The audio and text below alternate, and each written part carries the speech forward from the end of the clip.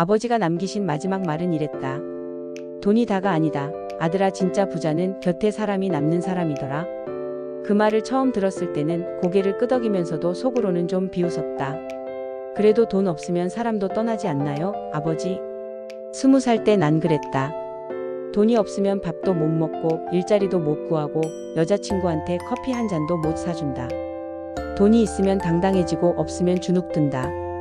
그래서 난 돈이 전부라고 생각하며 살았다. 그렇게 30이 되었을 무렵 한때는 친구였던 놈들과 사업을 시작했다. 돈이란 놈은 참 묘했다.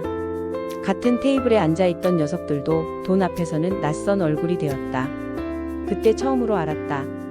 돈이 많으면 주변에 사람이 몰려들지만 그 중에 진짜 내 사람은 돈이 떨어졌을 때에도 곁에 있어주는 사람이라는 걸. 40이 넘어서야 인생이란 놈이 슬며시 귓속말을 건넸다. 돈은 내가 줄 수 있지만 사람의 마음은 내가 쥐고 있어야 해. 하지만 이미 내 손에 남은 건 통장의 잔고가 아니라 텅 빈 저녁 식탁이었다. 아이들이 크고 아내가 지치고 나는 어느새 가족에게도 눈치를 보는 남자가 되어 있었다. 회사에서의 자리는 흔들리고 친구들은 하나둘씩 연락이 끊겼다. 그러던 어느 날 우연히 아버지의 오래된 노트를 발견했다. 흐릿한 글씨로 써 내려간 자식들을 위한 유언 같은 글이었다. 나는 너희가 돈을 많이 벌기보다 사람 냄새 나는 삶을 살았으면 좋겠다. 부자로 죽기보다 사랑받는 사람으로 남아줬으면 좋겠다. 그걸 읽는 순간 눈물이 났다. 아버지는 그렇게 말하고 싶었던 거구나. 돈도 필요하지만 그보다 더 중요한 게 있다고. 그날 밤 나는 아버지의 글을 몇 번이고 읽었다. 구겨진 종이, 누렇게 바랜 잉크 자국, 그 속엔 아버지의 삶이 그리고 아버지의 마음이 고스란히 묻어 있었다. 그 글귀 한 줄 한 줄이 마치 내 삶의 결산서처럼 느껴졌다. 나는 어떻게 살았던가? 나는 누구를 남기고 누구를 잃었는가? 젊을 땐 몰랐다. 돈이란 게 사람을 움직이는 줄 알았다. 정확히 말하면 사람의 마음까지 살 수 있다고 착각했다. 하지만 돈으로 산 마음은 돈이 떨어지면 함께 사라진다. 사람은 돈을 위해 움직일 순 있어도 사랑을 위해 오래 머물진 않는다. 결혼 초엔 정말 힘들었다. 아내는 미용실 아르바이트를 다녔고 나는 보험회사에서 하루 15명씩 고객을 만나 설득하며 뛰어다녔다. 그 시절 우린 가난했지만 웃음이 많았다. 짜장면 하나 시켜놓고 젓가락 2개 나눠 먹으며 다음엔 짬뽕도 같이 먹자며 웃던 날들. 돈이 없다고 불행하진 않았다. 그땐 서로의 눈을 더 많이 보고 말을 더 많이 건넸고 손을 더 자주 잡았다. 그러나 돈이 조금씩 생기기 시작하면서 이상하게도 말이 줄어들고 눈빛이 사라지고 손을 놓게 되더라. 부부 사이도 돈이 많아지면 여유가 생길 줄 알았는데 오히려 서로에게 기대는 마음은 사라지고 각자의 공간과 시간을 따지기 시작했다. 돈이 나를 바꾼 게 아니라 내가 돈을 쥐고 나서 바뀐 사람이 되어갔던 거다. 아들이 초등학교 들어가던 해 나는 외제차를 샀다. 아이 친구 엄마들이 부러워하고 동네에선 성공했다는 소문이 돌았다. 하지만 정작 아이는 아빠보다 핸드폰 속 게임을 더 좋아했고 아내는 외출이 잦아졌으며 나는 퇴근 후 TV 앞에 혼자 앉아 조용한 맥주를 마셨다. 겉은 풍요로웠지만 속은 점점 메말라 갔다. 그리고 48. 사업이 한순간에 무너졌다. 형편이 어려워지자 주변 사람들의 반응도 달라졌다. 요즘 바빠서 연락 못했어. 잠깐 나중에 보자. 이번엔 좀 힘들겠다. 그 말들이 모여 결국은 너와는 멀어지고 싶다는 뜻이란 걸 참 오래 지나고 나서야 알았다. 그런데 그 와중에도 한 사람만은 내 곁을 지켰다. 바로 나와 함께 고생했던 아내였다. 그녀는 울지도 원망하지도 않았다. 오히려 이런 말을 했다. 당신 돈 때문에 나랑 산 거 아니잖아. 나는 그냥 당신이 웃는 얼굴로 다시 돌아오기만 바랄 뿐이야. 그 말에 난 처음으로 눈물을 흘렸다. 어른이 된 뒤 처음으로. 그 후 난 다시 일을 시작했다. 트럭 운전을 하고 공사장에서 막노동도 하며 하루하루 버텼다. 젊은이들 틈에서 굽은 허리를 펴며 일할 때 이따금 창피하기도 했다. 그래도 마음은 평안했다. 내 곁에 남은 사람이 있다는 것만으로도 나는 다시 살아갈 힘이 생겼으니까. 60대가 된 지금 내가 깨달은 건 이거다. 돈은 사람을 시험하는 도구다. 돈이 많으면 주변이 화려해진다. 하지만 그건 시험일 뿐이다. 진짜 중요한 건 그 화려함이 사라졌을 때 곁에 남아있는 사람이 누구인가다. 내 아들은 이제 30대가 됐다. 회사를 그만두고 창업을 준비하고 있다. 가끔 내게 묻는다. 아버지, 돈이 중요하지 않다고 하시지만 그래도 돈 없으면 안 되는 거잖아요? 그럴 때 나는 이렇게 말해준다. 그래, 돈은 필요하지. 근데 돈이 전부라고 믿으면 넌 중요한 걸 놓치게 된다. 돈으로 살 수 없는 걸 먼저 챙겨라. 사람 마음, 신뢰, 그게 진짜 자산이야. 아들이 고개를 끄덕인다. 그 모습에서 나는 아버지를 본다. 그리고 나를 본다. 세월이란 건 참 묘하다. 돌고 돌아 결국 우리를 다시 진심 앞에 세워놓는다. 이제 나는 욕심이 없다. 통장 잔고가 많지도 않지만 집에 돌아가면 따뜻한 국 한 그릇이 있고 손주들이 내 무릎에 안긴다. 그거면 됐다. 그게 진짜 부자다. 돈은 사라져도 마음은 남는다. 그걸 알게 된 지금 나는 더 이상 두렵지 않다. 세상을 살아가는 데 있어 가장 중요한 건 얼마를 벌었느냐가 아니라 누구와 함께였느냐라는 걸 이제는 진심으로 믿게 되었다.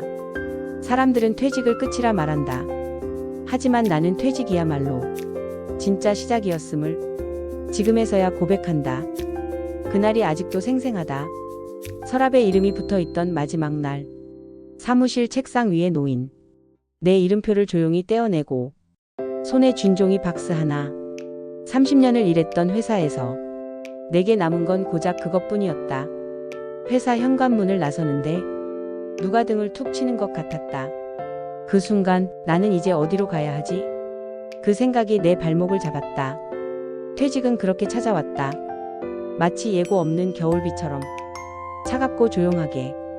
그리고 한 번도 생각해보지 않았던 빈 시간이라는 것과 마주하게 되었다. 처음엔 좋았다. 아침에 눈치 보지 않고 일어나고 평일 낮에도 공원을 거닐고 한적한 카페에서 커피를 마시는 여유. 하지만 그 여유는 일주일도 가지 않았다. 며칠이 지나자 문득 허전함이 밀려왔다. 누구도 나를 찾지 않았고 휴대폰은 조용했고 메신저는 읽심만 남았다. 내가 그토록 미워했던 일이 이제는 나를 붙잡아주던 유일한 끈이었음을 뒤늦게 깨달았다. 퇴직 후 세상은 조용해졌다. 그보다 더 조용해진 건 내 아내 목소리였다. 아내는 여전히 새벽이면 부엌에서 움직였고 아이들은 각자의 삶을 살고 있었다. 그 안에서 나는 쓸모없는 가구가 된 기분이었다. 당신 오늘 뭐 해? 아내의 물음에 그냥 이라고 말하는 날들이 이어졌다. 어느 순간 거울을 봤다. 내 눈빛에서 생기가 사라져 있었다. 그러던 어느 날 우연히 동네 노인복지관에서 시니어 자원봉사자 모집이라는 포스터를 봤다. 컴퓨터 교육 보조 강사 모집. 한참을 망설이다. 지원서를 냈다. 면접은 없었다. 그냥 다음 주부터 나오세요 라는 말. 첫날 내 앞에 앉은 수강생은 나보다 더 나이 많은 분들이었다. 처음엔 어색했다. 내가 뭘 가르친단 말인가. 하지만 이거 저장하는 법 좀 알려주세요. 사진이 어디로 갔는지 모르겠어요. 하는 말에 하나하나 알려주다 보니 나도 모르게 미소가 번졌다. 그렇게 3개월 매주 이틀씩 나가면서 내 안에 있던 공허함이 조금씩 메워졌다. 그리고 그분들과 도란도란 나눈 이야기가 나를 다시 사람으로 만들어줬다. 요즘은 젊은 사람들도 이런 거 잘 안 알려주던데 고맙네요. 선생님이 알려줘서 스마트폰이 재밌어졌어요. 그 말을 듣는 순간 나는 누군가에게 쓸모 있는 사람이 되었다는 느낌을 받았다. 그게 이렇게 고마운 감정일 줄 몰랐다. 한참을 쉬던 어느 날 아내가 말했다. 요즘 다시 예전 같아졌어. 눈이 살아있어. 나는 웃었다. 그리고 말없이 아내 손을 잡았다. 그녀의 손은 예전보다 거칠어졌지만 여전히 따뜻했다. 그때부터 나는 매일 아침 일어나면 거울 앞에서 말했다. 오늘도 의미 있는 하루를 만들자. 출근길이 아닌 내 삶을 위한 길. 돈이 아닌 사람과 연결되는 시간. 그 하루하루가 이전의 어떤 일보다도 더 값졌다. 60대가 되고 나서야 쓸모라는 말을 다시 정의하게 되었다. 젊을 땐 돈을 벌고 성과를 내는 게 쓸모였다.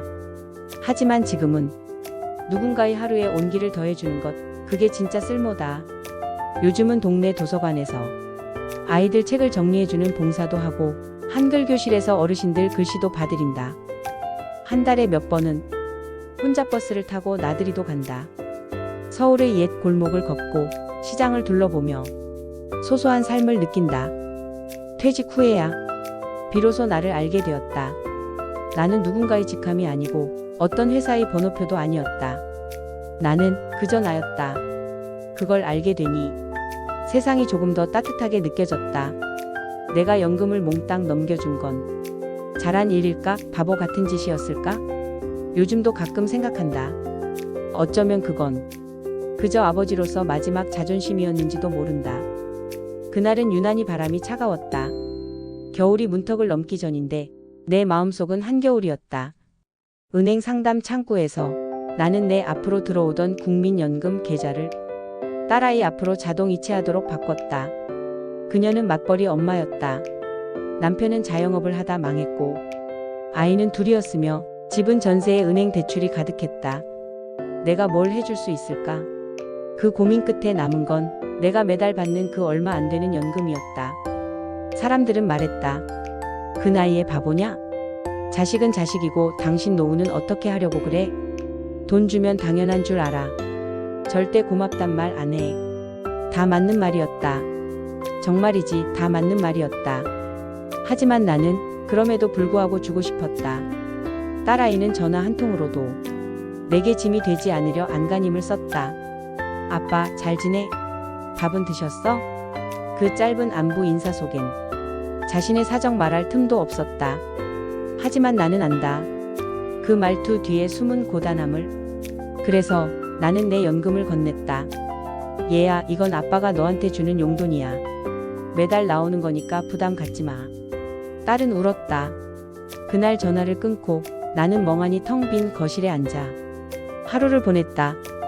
그리고 그날 이후 나는 다시 조용한 노인이 되었다. 편의점 도시락을 데우고 TV 볼륨을 키우고 햇살 좋은 날엔 혼자 공원을 걸었다. 돈이 없으니 더 절약하게 되었고 절약하니 더 외로워졌다. 연금이 사라진 자리에 사람의 온기도 사라지는 것 같았다. 병원비가 부담스러워 병원도 안 가게 되었고 가끔 함께 등산 가던 이웃들도 요즘은 통 연락이 없다. 내가 뭔가를 사주지 못하니 만남의 이유도 줄어든 걸까? 나 혼자 그런 생각을 하며 창밖을 바라보는 날이 많아졌다. 그러던 어느 날이었다. 우체통에 한 통의 편지가 도착했다. 요즘은 우편이라곤 광고 전단뿐이었기에 처음엔 그냥 버리려 했다. 그런데 그 낯익은 필체, 내 딸이었다.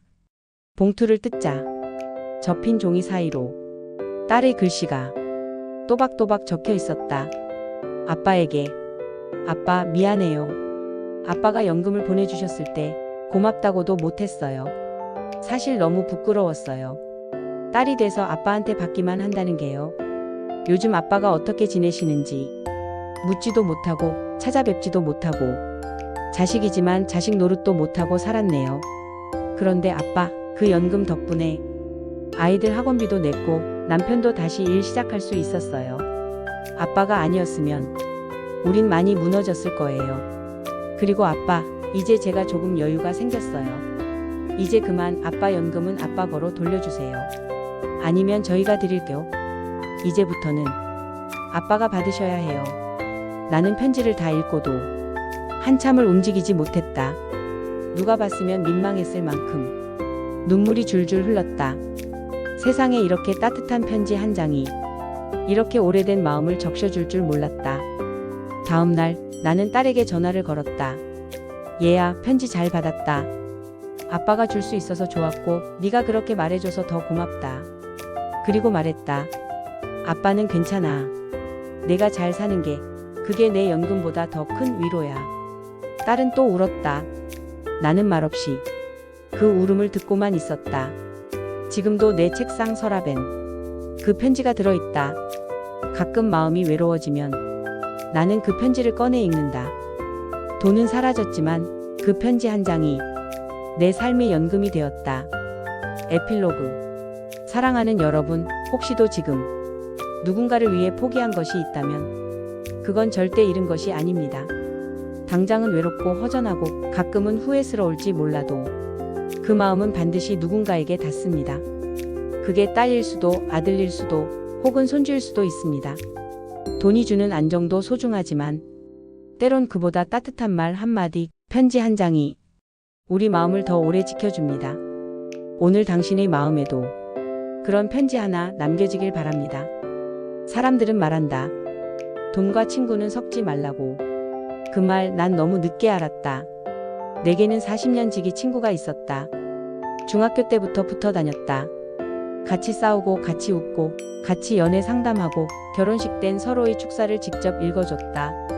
그런 친구였다. 내 인생의 거의 모든 장면에 그가 있었다. 우리는 나란히 회사에 취직했고 비슷한 시기에 결혼했고 집도 같은 동네였다. 명절에는 가족끼리 같이 여행을 가고 자식들 돌잔치 때도 서로 건배사를 맡았다. 어쩌면 형제보다 더 가까운 사이라고 믿었다. 그랬던 그가 어느 날 내게 전화를 했다. 야, 미안한데 이번에 내가 사업 하나 시작했는데 좀 급하게 자금이 모자라네. 처음엔 망설였다.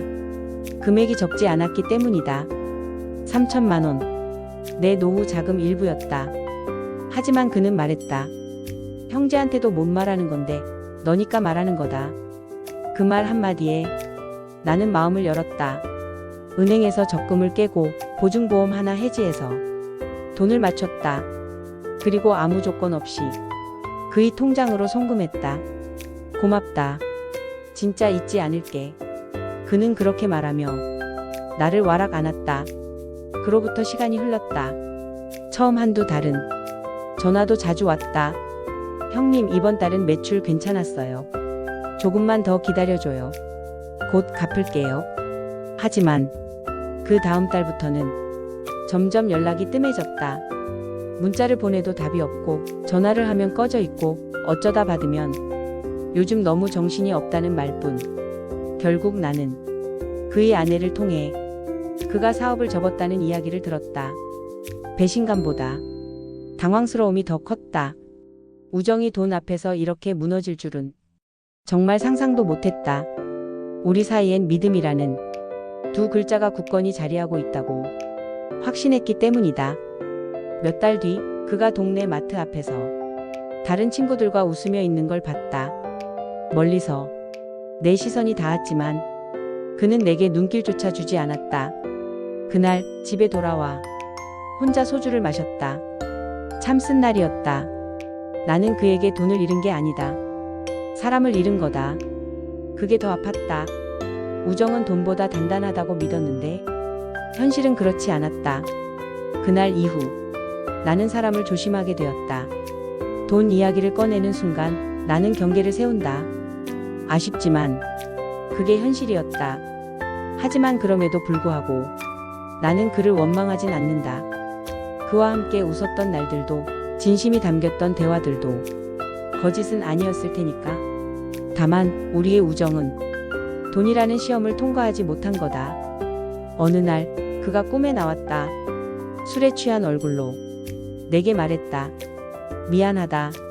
난 아직도 내가 보고 싶다. 잠에서 깼는데 눈가가 젖어 있었다. 그날 이후 나는 그의 번호를 다시 저장했다. 그리고 간혹 문자 한 통 보낸다. 잘 지내냐? 추운 날엔 옷 따뜻하게 입어라. 언제든 연락해라. 답장은 오지 않는다. 그래도 괜찮다. 나는 내 몫의 마음을 다했기에 후회는 없다. 에필로그. 사람이 사람을 믿는다는 건 때론 위험한 일입니다. 특히 돈이라는 문제가 개입되면 그 믿음은 쉽게 흔들립니다. 하지만 그렇다고 모든 우정을 의심할 필요는 없습니다. 가장 중요한 건 내가 그 사람에게 어떤 사람이었는가. 내가 다한 진심이라면 그 사람의 반응이 어떻든 후회하지 않아도 됩니다. 혹시 지금 당신도 누군가에게 마음을 다했다가 상처받은 적이 있다면 부디 그 마음을 부끄러워하지 마세요. 진심은 언제나 흔들림 없이 당신의 품위를 지켜줍니다.